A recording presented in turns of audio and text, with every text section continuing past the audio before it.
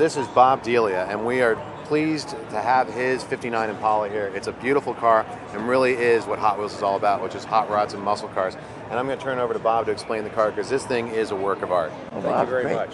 Bob, you're going to explain a little bit to us, kind of give us an idea of how you build a car like this and what you had to do it. Sure. First of all, I'm Bob Delia, and I'm from Libertyville, Illinois, and the car is owned by my wife, Barb, and myself. Oh, how Hot Rod exciting. Auto Restoration in Schiller Park. Build a car. It's a combination of 5 professional people working on the car for a period of 3 years straight. We work 5 days a week. We build a car with the intention of being a Riddler contender, and we really wanted to just get in the Great Eight. When our mission was accomplished, we did that. And towards the end, though, we had to put 6 and 7 days a week so we could make the schedule. Very similar to you see some of the TV programs where it's a last-minute type effort to make your schedule. The car itself, we're very proud of it. My wife named it So Big. She went in the garage when she first saw the car and she says, "My gosh, that car is so big." So I says, "There's the name." So the name of the car, as you can see on the license plate, So Big. It's all 16 gauge hand-formed metal inside the car, in the engine compartment. Underneath the car is completely belly pan with 16 gauge metal and smooth. We tried to cover every detail we could. As far as the mechanicals on the car, it's powered by a 540 cubic inch engine. I did all the mechanical work and built the engine. The horsepower was dynoed at 705 horsepower. And I have two 25-pound nitrous oxide bottles in a sub-trunk, and when the switch is turned on, it delivers 1,000 horsepower to the rear wheels. The transmission is a 5-speed Gertag that I brought in from Germany out of a V12 BMW, and it has a Mosier rear end, Mosier axles with a 411 Positraction. Inland Empire driveline, and that makes up the driveline. It has Wellwood brakes, front and rear disc brakes on the car, and we have special one of Boyd Coddington's wheels. If you want to come around to the side here, I want to show you the trim and the wheels on the car. Now, George, if you notice the wheels, if you notice the teardrop design, we had those cut and made that way to match the teardrop cat eyes in the back of the 59 Chevrolet. Is that out of a block of billet? Yes, it is. Good, Boyd great. Coddington made those. On the side, I might say that this, at least as of this show, this is the only 59 Chevrolet in the world with a 56 Nomad station wagon two-tone scheme.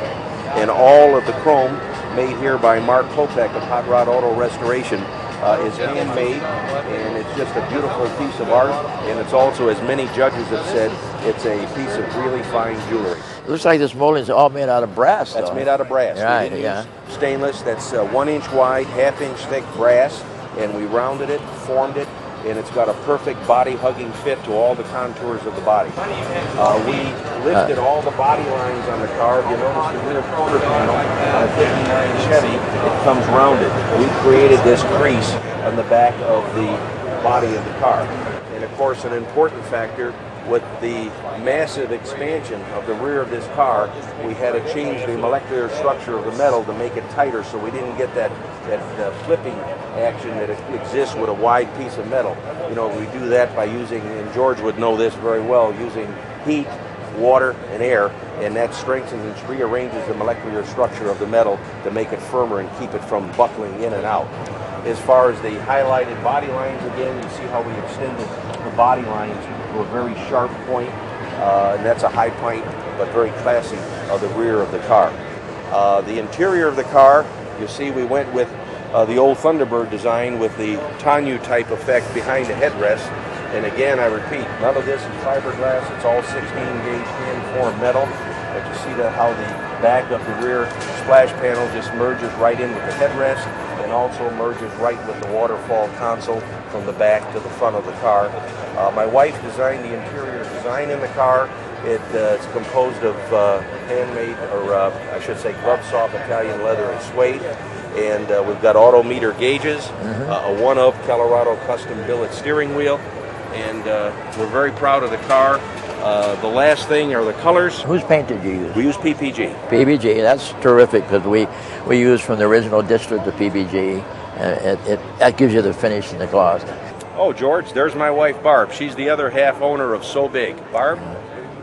Barb, Hi, George. I got to thank you, because as I was mentioning to him, without the support of your other mates, like my wife Shirley, we would both never make it, because we enjoy the fact that we do it like we all say, We might be two, but we always do it as one. That's right. And it's very important. Right. George, thank you. That's the way it is right there. Good. Thank you, George. Let me show you a couple details on the interior of the car. One important function is the emergency brake. What we did here, I didn't want any cluster or anything hanging down. As you notice underneath the dashboard, it's completely paneled, so we get a smooth effect under the dashboard. So we put the emergency brake right next to the driver's seat. I didn't want it in the console. That seemed to be a conventional location.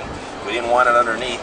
And Mark Klopack, the builder of the car from Hot Rod Auto Restoration, had this idea of putting it here, so that's where it is. As far as some of the other special items, as I mentioned earlier, this is a one-of-a-kind Colorado custom billet steering wheel, and the design was intended to kind of match with these two fins on both sides to kind of match the two fins of the back of the car. We're using autometer gauges, a little different tilt here. We put the tachometer in the middle. I'm an old drag race guy from many years back, and that's important because we always drove by the tach, as you know. So I wanted the tach where I could see it, and the 200-mile-an-hour speedometer is down on the console right in front of the 5-speed Gertach shift lever. Looking at the dashboard, you notice it's very smooth and very clean. No radio opening, no heater controls, no speaker.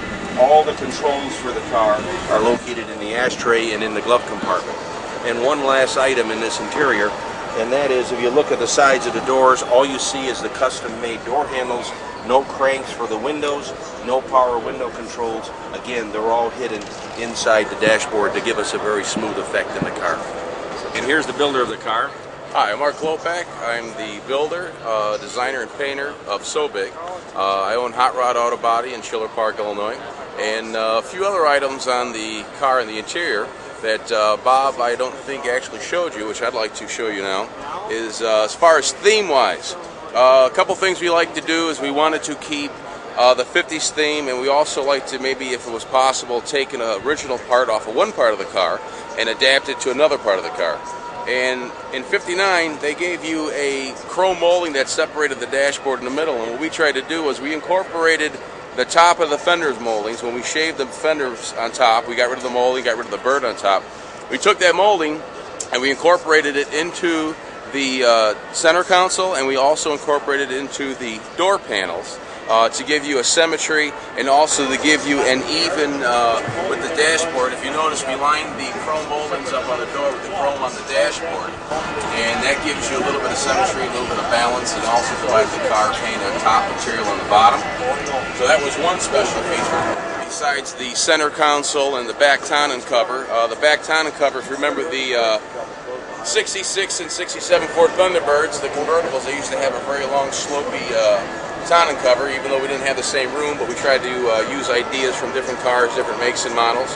All the interiors made out of steel, no fiberglass. That was all hand rolled and pulled and hammered and dollied.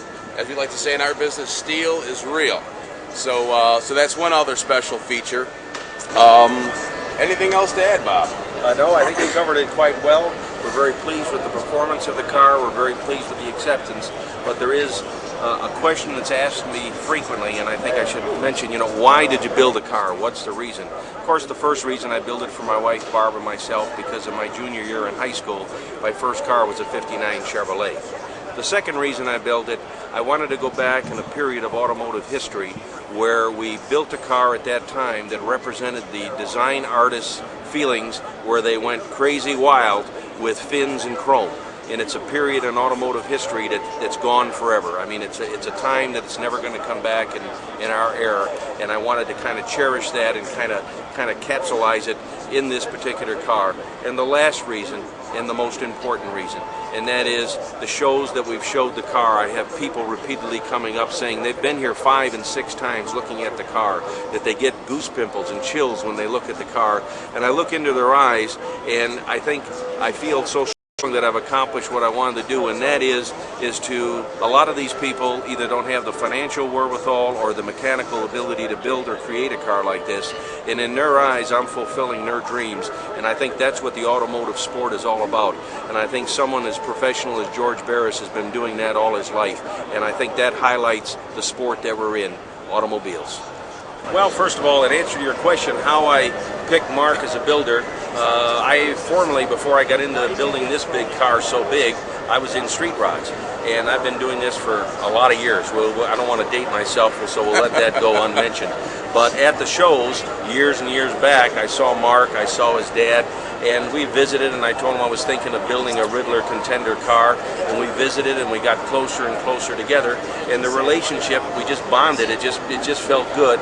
And again, an important factor when I was considering cars to be built for as a Riddler Grade 8 contender, there were at least 3 cars narrowed down that I was going to choose, and one of them was a '59 Chevrolet. Unbeknown to Mark that I had decided on that, a couple weeks after I decided, he had called me and he says, you know, I've been thinking.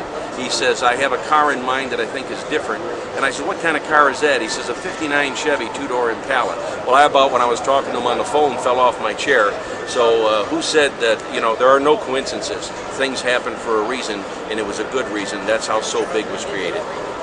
Congratulations, Bob. Congratulations to you, and thank you, Mark. Thank you, Bob.